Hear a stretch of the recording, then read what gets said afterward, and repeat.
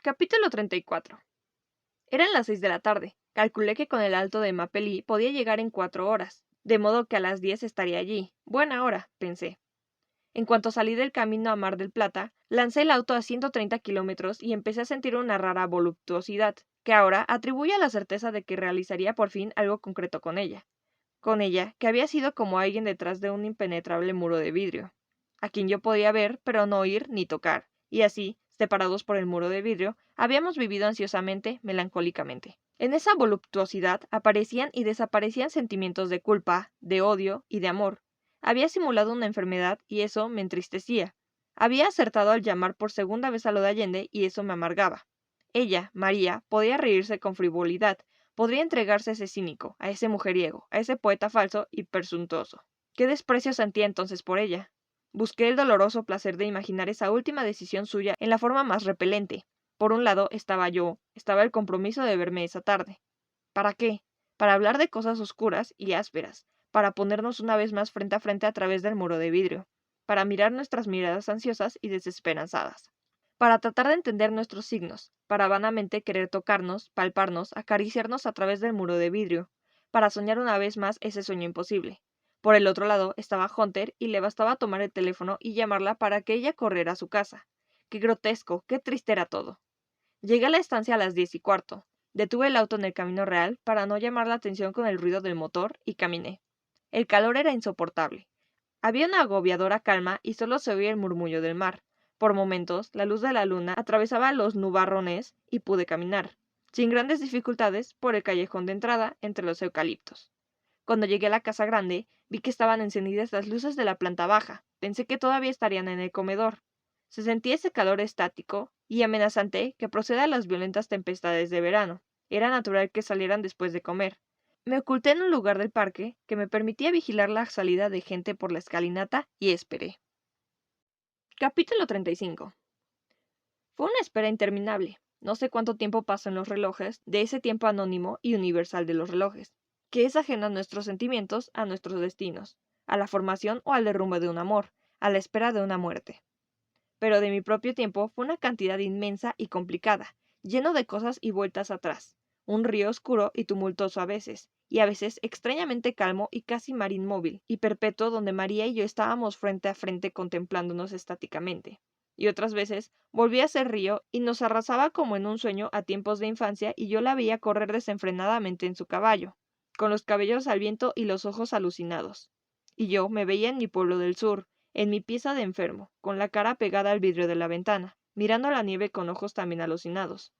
Y era como si los dos hubiéramos estado viviendo en pasadizos o túneles paralelos, sin saber que íbamos el uno al lado del otro, como almas semejantes en tiempos semejantes, para encontrarnos al final en esos pasadizos, delante de una escena pintada por mí, como clave destinada a ella sola, como un secreto anuncio de que ya estaba yo allí y que los pasadizos se habían por fin unido y que la hora del encuentro había llegado.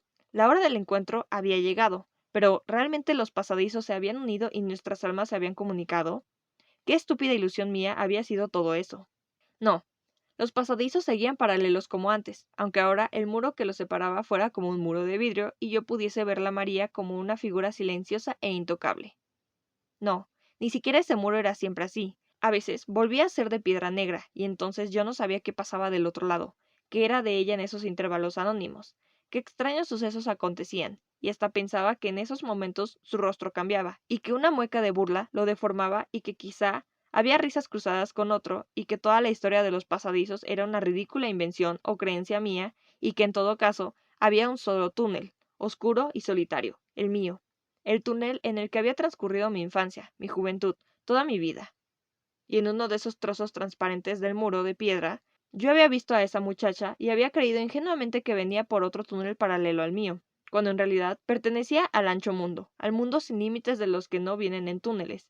Y quizás se había acercado por curiosidad a una de mis extrañas ventanas y había entrevisto el espectáculo de mi insalvable soledad, o le había intrigado el lenguaje mudo, la clave de mi cuadro. Y entonces, mientras yo avanzaba siempre por mi pasadizo, ella vivía afuera su vida normal, la vida agitada que llevan esas gentes que viven afuera, esa vida curiosa y absurda en que hay bailes y fiestas y alegrías y frivolidad. Y a veces sucedía que cuando yo pasaba frente a una de mis ventanas, ella estaba esperándome muda y ansiosa. ¿Por qué esperándome? y por qué muda y ansiosa. Pero a veces sucedía que ella no llegaba a tiempo o se olvidaba de este pobre ser encajonado. Y entonces yo, con la cara apretada contra el muro de vidrio, la veía a lo lejos sonreír o bailar despreocupadamente, o, lo que era peor, no la veía en absoluto, y la imaginaba en lugares inaccesibles o torpes. Y entonces sentía que mi destino era infinitamente más solitario de lo que había imaginado. Capítulo 36. Después de ese inmenso tiempo de mares y túneles, bajaron por la escalinata. Cuando los vi del brazo, sentí que mi corazón se hacía duro y frío como un pedazo de hielo. Bajaron lentamente, como quienes no tienen ningún apuro. ¿Apuro de qué? Pensé con amargura. Y sin embargo, ella sabía que yo la necesitaba, que esa tarde la había esperado, que había sufrido horriblemente cada uno de los minutos de inútil espera. Y sin embargo, ella sabía que en ese mismo momento en que gozaba en calma, yo estaría atormentado en un minucioso infierno de razonamientos, de imaginaciones. Qué implacable, qué fría, qué inmunda bestia puede haber agazapado en el corazón de la mujer más frágil. Ella podía mirar al cielo tormentoso como lo hacía en ese momento y caminar del brazo de él, del brazo de ese grotesco individuo. Caminar lentamente del brazo de él por el parque, aspirar sensualmente el olor de las flores, sentarse a su lado sobre la hierba. Y no obstante, sabiendo que en ese mismo instante, yo, que la habría esperado en vano, que ya habría hablado a su casa y sabiendo de su viaje a la estancia, estaría en un desierto negro, atormentado por infinitos gusanos hambrientos, devorando anónimamente cada una de mis vísceras. Y hablaba con ese monstruo ridículo. ¿De qué podría hablar María con ese infecto personaje? ¿Y en qué lenguaje? ¿O sería yo el monstruo ridículo? ¿Y no se estarían riendo de mí en ese instante?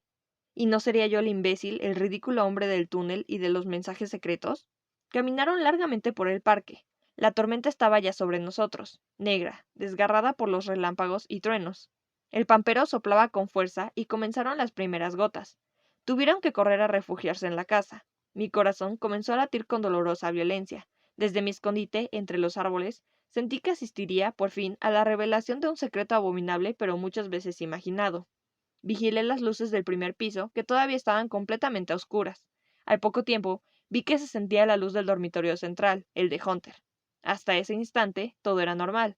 El dormitorio de Hunter estaba frente a la escalera y era lógico que fuera el primero en ser iluminado. Ahora, debía encenderse la luz de la otra pieza. Los segundos que podía emplear María en ir desde la escalera hasta la pieza estuvieron tumultuosamente marcados por los salvajes latidos de mi corazón. Pero la otra luz no se encendió. Dios mío, no tengo fuerza para decir qué sensación de infinita soledad vació mi alma. Sentí como si el último barco que podía rescatarme de mi isla desierta pasara a lo lejos sin advertir mis señales de desamparo. Mi cuerpo se derrumbó lentamente, como si le hubiera llegado la hora de la vejez. Capítulo 37. De pie, entre los árboles agitados por el vendaval, empapado por la lluvia, sentí que pasaba un tiempo implacable.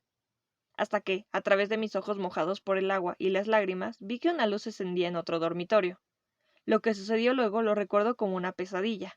Luchando con la tormenta, trepé hasta la planta alta por la reja de una ventana. Luego, caminé por la terraza hasta encontrar una puerta. Entré a la galería interior y busqué su dormitorio. La línea de luz debajo de su puerta me lo señaló inequívocamente. Temblando, empuñé el cuchillo y abrí la puerta, y cuando ella me miró con ojos alucinados, yo estaba de pie en el vano de la puerta. Me acerqué a su cama y cuando estuve a su lado, me dijo tristemente, ¿Qué vas a hacer, Juan Pablo?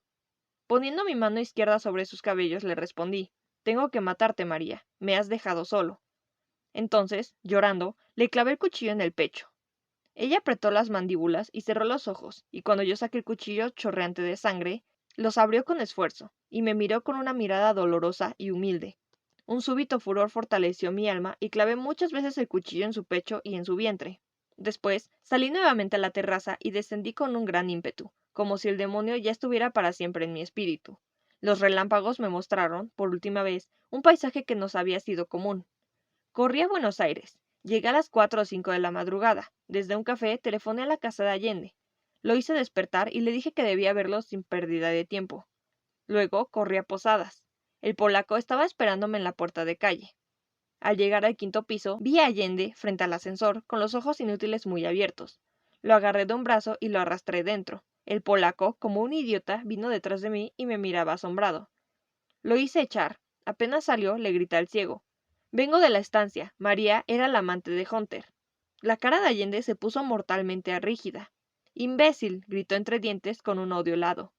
Exasperado por su incredulidad, le grité. Usted es el imbécil. María era también mi amante y la amante de muchos otros. Sentí un horrendo placer mientras el ciego, de pie, parecía de piedra. Sí, grité. Yo lo engañaba a usted y ella nos engañaba a todos, pero ahora ya no podrá engañar a nadie, ¿comprende? Insensato. ¡Insensato! Aulló el ciego con una voz de fiera y corrió hacia mí con unas manos que parecían garras. Me hice a un lado y tropezó contra una mesita, cayéndose. Con increíble rapidez se incorporó y me persiguió por toda la sala, tropezando con sillas y muebles, mientras lloraba con un llanto seco, sin lágrimas, y gritaba esa sola palabra. ¡Insensato! Escapé a la calle por la escalera, después de derribar al mucamo que quiso interponerse. Me poseían el odio, el desprecio y la compasión. Cuando me entregué en la comisaría eran casi las 6. A través de la ventanita de mi calabozo vi cómo nacía un nuevo día, con un cielo ya sin nubes. Pensé que muchos hombres y mujeres comenzarían a despertarse y luego tomarían el desayuno, y leerían el diario e irían a las oficinas, o darían de comer a los chicos o al gato, o comentarían el film de la noche anterior. Sentí que una caverna negra se iba agrandando dentro de mi cuerpo. Capítulo 38.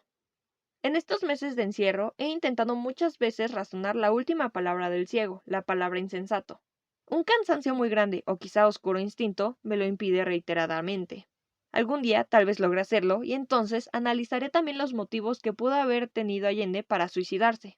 Al menos puedo pintar, aunque sospecho que los médicos se rían a mis espaldas, como sospecho que se rieron durante el proceso cuando mencioné la escena de la ventana.